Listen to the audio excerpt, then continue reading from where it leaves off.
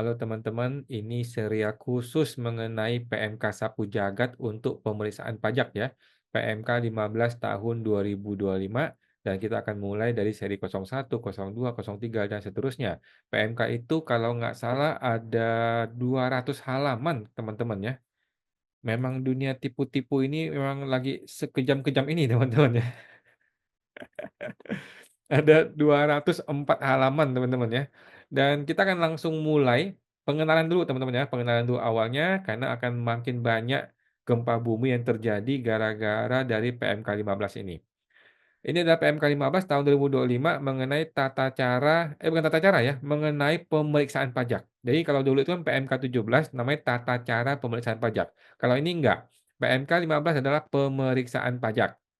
Oke, ada 204 halaman, tapi kita kulik satu persatu nanti. Sekarang kita akan langsung mulai pengenalan dulu nih, tipis-tipis dulu teman-teman ya. Dimulai dari Bapak Raden Agus Suparman ya, Pak Agus yang punya website yang namanya aguspajak.com ya. Ini dia bikin artikel baru baru banget ya, 10 jam yang lalu, mengenai pemeriksaan pajak di era Cortex. Oke, mari kita lihat. Informasi dari Pak Agus ya, beliau ini adalah mantan petugas pajak, orang yang berintegritas, orang yang benar ya, tapi akhirnya resign ya. Bukan resign ya, apa ya, eee, pensiun muda kalau nggak salah. Menkeu telah menerbitkan PMK 15 2025 tentang tata cara pemeriksaan, bukan tata cara pemeriksaan ya, tentang pemeriksaan pajak ya. Jadi sudah dihilangkan kalimat tata caranya. PMK ini merupakan tata cara pemeriksaan pajak yang diperkirakan penyesuaian dengan sistem Cortex dan tentu saja bertujuan untuk meningkatkan kualitas hasil pemeriksaan. Oke, tata cara pemeriksaan 2025 mengadopsi pemeriksaan pajak yang secara hybrid, yaitu secara online dia lakukan melalui Cortex, tetapi masih bisa dilakukan pemeriksaan di tempatnya KPP, tempatnya wajib pajak ya. Kalau zaman dulu kan wajib pajak atau ke kantor, sekarang kan dia maunya online, tetapi kan Cortex lagi kacau balau tuh. Gara-gara Cortex kacau, kacau balau, ya dia bilang masih boleh hybrid gitu ya. Kewenangan pemeriksa pajak sesuai Undang-Undang KUP juga masih sama ya. Hak dan kewajiban menurut Undang-Undang KUP ini ya. Pemeriksaan pajak diatur dalam pasal 29 ya, sampai dengan pasal 31 Undang-Undang KUP ya. Pemeriksaan pajak merupakan hak atau kewenangan DJP ya, Direktur Jenderal Pajak. Hal ini diatur di pasal 29 ayat 1 Undang-Undang KUP ya. Direktur Jenderal Pajak berwenang melakukan pemeriksaan untuk menguji kepatuhan pemenuhan kewajiban perpajakan, wajib pajak, dan untuk tujuan lain dalam rangka melaksanakan ketentuan peraturan perundang-undangan perpajakan. Walaupun yang berwenang melakukan pemeriksaan pajak seorang direktur, dirjen, tetapi pelaksanaannya dilakukan oleh pemeriksa pajak di lapangan. Dirjen pajak memerintahkan kepada petugas pemeriksa atau PNS DJP untuk melakukan pemeriksaan. Ketentuan ini diatur di pasal 29 ayat 2-nya ya, di Undang-Undang KUP. Untuk keperluan pemeriksaan, petugas pemeriksa harus memiliki tanda pengenal pemeriksa dan dilengkapi dengan surat perintah pemeriksaan serta memperlihatkannya kepada wajib pajak yang diperiksa. Pasal 29 ayat 3 Undang-Undang KUP memberikan kewajiban kepada auditi atau wajib pajak yang diperiksa untuk membantu kelancaran pemeriksaan. Berikut kutipannya ya. WP yang diperiksa wajib satu, memperlihatkan atau meminjamkan buku, catatan, dokumen yang menjadi dasarnya dan dokumen lain yang berhubungan dengan penghasilan yang diperoleh, kegiatan usaha, pekerjaan bebas wajib pajak atau objek yang terhutang pajak, oke? Nah, inilah ketidakadilan teman-teman ya di negeri Wakanda. Kalau kita diperiksa, kita harus menunjukkan semuanya telanjang semua ke pemeriksa pajak. Sedangkan si oknum Menteri Keuangan kalau meeting sama DPR, DPD, dia tersembunyi. Dia boleh tutup tuh, nggak boleh kita lihat. Padahal dia meeting pakai uang kita. Kebalik-balik dunia dunia udah kebalik teman-teman ya. Yang periksa kita pakai uang kita, kita mesti terbuka kepada dia, tapi ketika si oknum Menkeu meeting atau rapat dengan DPR, DPD, kita tidak boleh lihat. Sidangnya tertutup. Sedangkan oknum Dirjen Pajak sendiri nih, yang mau periksa kita nih, oknum dirjennya nih, kepala dirjennya nih, meeting atau rapat dengan DPR tertutup. Kita nggak boleh lihat. Jangankan lu mau telanjangin dia, lihat aja nggak boleh meeting atau rapat dia, teman-teman ya. Nah, inilah ketidakadilan di negeri Wakanda. Kalau di Indonesia mah enggak ya, di Indonesia itu semua adil ya. Memberikan kesempatan untuk memasuki tempat dan atau ruang yang dipandang perlu dan memberikan bantuan guna kelancaran pemeriksaan. Oke, nomor 3, memberikan keterangan lain yang diperlukan. Buku, catatan, dokumen, serta data, informasi, dan keterangan lain wajib dipenuhi oleh WP paling lama 1 bulan sejak permintaan disampaikan. Jadi kalau lu diminta sebuah dokumen, 1 bulan tuh lu harus kasih teman-teman ya. Lu harus kasih 1 bulan dokumennya. Kalau nggak dikasih, bagaimana nanti? Nah, ada sanksi administrasi jika wajib pajak tidak menyampaikan buku catatan dokumen dalam 1 bulan, yaitu sanksi berupa penetapan secara jabatan. Nah, ini dia teman-teman ya. Ini binatang yang sangat-sangat mengerikan teman-teman ya. Penetapan secara jabatan. Artinya, suka-suka dia mau menetapkan berapa duit yang dia tentukan lu bersalah gitu loh. Secara jabatan, suka-suka dia. Kalau dia bilang lu utang 100 miliar, ya udah 100 miliar mati lu. Udah mati lu, selesai. Itu kan? Lah, sekarang kalau lu mau protes gimana? Kalau lu mau protes, ya silakan ke pengadilan dia bilang. Nah, mati lu digituin ya. Surat ketetapan pajak dihitung oleh pemeriksa pajak berdasarkan cara lain nih, dikasih tanda kutip nih ya, bukan berdasarkan keadaan sebenarnya. Nah, mampus lu ya. Pasal 30 Undang-Undang KUP memberikan kewenangan kepada pemeriksa untuk melakukan penyegelan tempat wajib pajak. Walaupun demikian, penyegelan sudah jarang dilakukan oleh pemeriksa ya. Bahkan saya menduga pemeriksa pajak yang diangkat di era 2010 ke sini tuh tidak ada penyegelan sampai hari ini ya. Berbeda dengan dulu ya, zaman saya masih muda ya, apapun sering saya segel katanya si Pak Agus ini ya. Dirjen Pajak berwenang melakukan penyegelan tempat atau ruangan tertentu serta barang bergerak dan atau tidak bergerak apabila wajib pajak tidak memenuhi kewajibannya sebagaimana dimaksud dalam pasal 29 ayat 3 huruf B. Selain itu, pasal 29 Undang-Undang KUP juga mencabut semua rahasia wajib pajak katanya ya. Tidak ada rahasia, teman-teman ya. Tidak ada alasan bagi WP untuk tidak memberikan data, informasi apapun terkait usahanya, walaupun data itu seharusnya bersifat rahasia. Sifat rahasia sudah dicabut oleh pasal 29 ayat 4 Undang-Undang KUP. Apabila dalam pengungkapan pembukuan, pencatatan, atau dokumen serta keterangan yang diminta, WP terikat oleh suatu kewajiban untuk merahasiakannya, maka kewajiban untuk merahasiakan itu ditiadakan oleh permintaan untuk keperluan pemeriksaan sebagaimana dalam ayat 1. Teman-teman ya, bayangkan teman-teman, hal-hal yang seharusnya bersifat rahasia dihilangkan menjadi tidak rahasia lagi kalau sudah pemeriksaan. Tetapi si oknum nih, oknum Menteri Keuangan sama oknum Direktur Jenderal Pajak ketika meeting, ketika rapat dengan DPR, DPD pakai uang kita untuk mempertanggungjawabkan penggunaan uang kita yang seharusnya tidak rahasia, yang rapatnya dibuka dan terbuka untuk umum, dia boleh tertutup. Wartawan diusir, nggak boleh lihat. Mati kita semua ya sampai si oknum-oknum seperti ini ya. Mati ya warga Wakanda ini ya. Mampus kita. Prosedur wajib pemeriksaan pajak. Tata cara pemeriksaan pajak tentu saja mengatur prosedur-prosedur yang harus dilakukan oleh pemeriksa pajak ya. Namun ada dua pendapat tentang PMK tata cara pemeriksaan. Pendapat pertama mengatakan bahwa tata cara pemeriksaan merupakan aturan administrasi berupa prosedur-prosedur yang harus dilakukan oleh pemeriksa pajak. Ini ada di pasal 52 ayat 1 Undang-Undang AP yang mengatakan sahnya keputusan meliputi A. Ditetapkan oleh pejabat yang berwenang, B. Dibuat sesuai prosedur. C. Substansi yang sesuai dengan objek keputusan. Artinya, jika ada surat ketetapan pajak yang prosedur pemeriksaannya tidak sesuai dengan PMK tata cara pemeriksaan, maka dapat dibatalkan. Selesai urusannya, ya kan? Namun, di sisi lain, Undang-Undang KUP mengatur hasil pemeriksaan yang dapat dibatalkan, yaitu diatur di pasal 36 ayat 1 huruf D Undang-Undang KUP.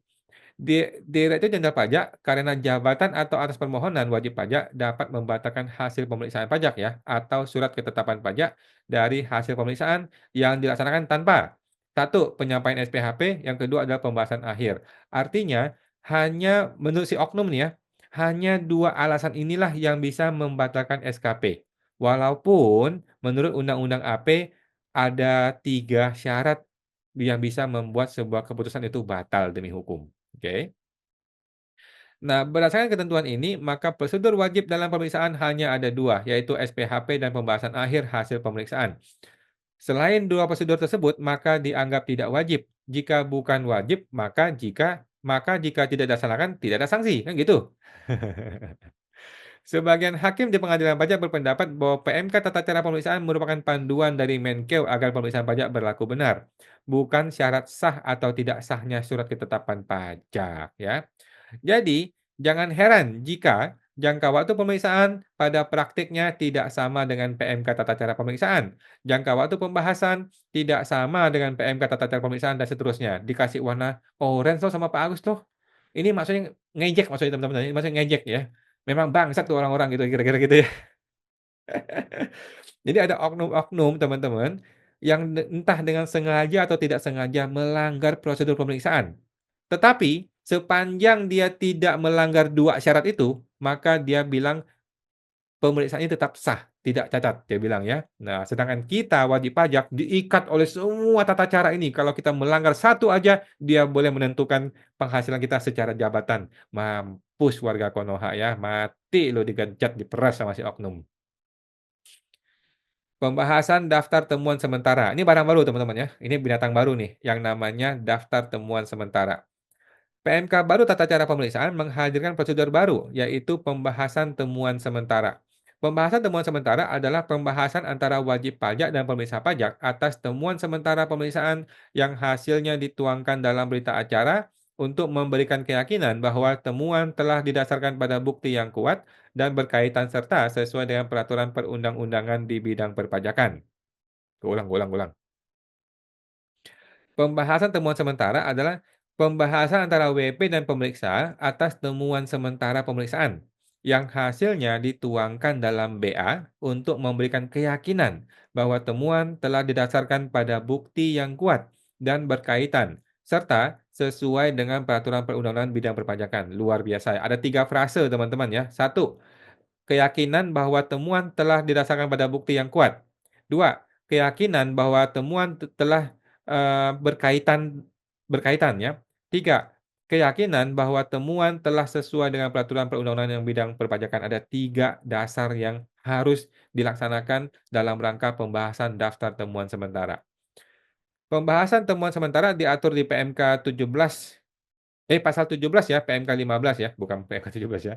Pasal 17 PMK 15 ini, pembahasan temuan sementara dilakukan melalui penyampaian panggilan pembahasan temuan sementara kepada WP, dilampiri dengan daftar temuan sementara. Waktu pembahasan temuan sementara dilakukan 1 bulan sebelum jangka waktu pengujian berakhir. Artinya, pembahasan dilakukan 1 bulan sebelum SPHP. Jadi kan pemeriksaan kan 6 bulan nih teman-teman ya. Bulan ke-5 dia membuat temuan sementara, bulan ke-6 terbit SPHP.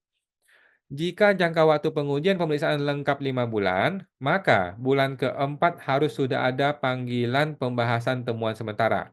Jika tidak ada panggilan, patut dipertanyakan kepada pemeriksanya, kapan dilakukan pembahasan temuan sementara. Nah, jadi ini sebenarnya merepotkan si tim pemeriksa, tetapi ini bagus untuk kita semua karena ini jadi pintu masuk untuk korupsi ya. Maksudnya pintu masuk untuk win-win solution ya teman-teman ya di negeri Konoha ya. Menurut saya, pembahasan temuan sementara lebih penting daripada pembahasan akhir hasil pemeriksaan setelah SPHP. Gue setuju teman-teman ya, karena di sinilah tempat untuk deal, di sinilah tempat untuk kasih duit, di sinilah tempat untuk saling bagi-bagi angpau ya. Kalau memang mau damai ya, kalau nggak mau damai ya silakan ke pengadilan. Tapi kalau mau damai, di sinilah tempat yang paling cocok untuk berdamai ya, katanya katanya si si PMK ini ya. Tapi itu kata gue ya di negeri Konoha ya. Kalau Indonesia nggak ada bagi-bagi duit itu ya. Biasanya tensi setelah SPHP sudah tinggi jika sengketanya banyak, betul ya. Sehingga mungkin pembahasannya tidak optimal. Gue setuju ya. Jadi SPHP itu sudah dokumen resmi, akan diaudit oleh BPK. Jadi sudah nggak bisa banyak gerak gitu ya, sudah ribut nih kalau sudah SPHP. Tetapi kalau pra SPHP belum jadi dokumen resmi, masih bisa gerak nih angka-angkanya nih. Jadi masih bisa negosiasi, masih bisa kasih angpau, masih bisa bagi-bagi duit, masih bisa deal, masih bisa win-win solution. Intinya Eee, masih ada jalur untuk berdamai sebelum SPHP. Nah, kalau sudah SPHP berarti sudah deal, gitu loh. Jadi SPHP itu sudah nggak penting. Kalau SPHP sudah terbit, berarti sudah deal. Apakah deal-nya itu win-win solution atau deal-nya gitu, agree to disagree gitu ya, kita sepakat ke pengadilan gitu kan. Nah, fungsi pembahasan temuan sementara sebenarnya untuk klarifikasi tentang data-data temuan. Bisa jadi pemirsa pajak melakukan koreksi fiskal karena datanya kurang, sehingga pada saat pembahasan temuan sementara, data-data yang diperlukan dilengkapi. Oke. Karena itu, PMK 15 ini mengatur, dalam pelaksanaan pembahasan temuan sementara, WP diberikan kesempatan untuk: satu, memberikan buku catatan data informasi atau keterangan lain termasuk data elektronik. 2, memperlihatkan buku catatan data informasi atau keterangan lain, bla bla bla.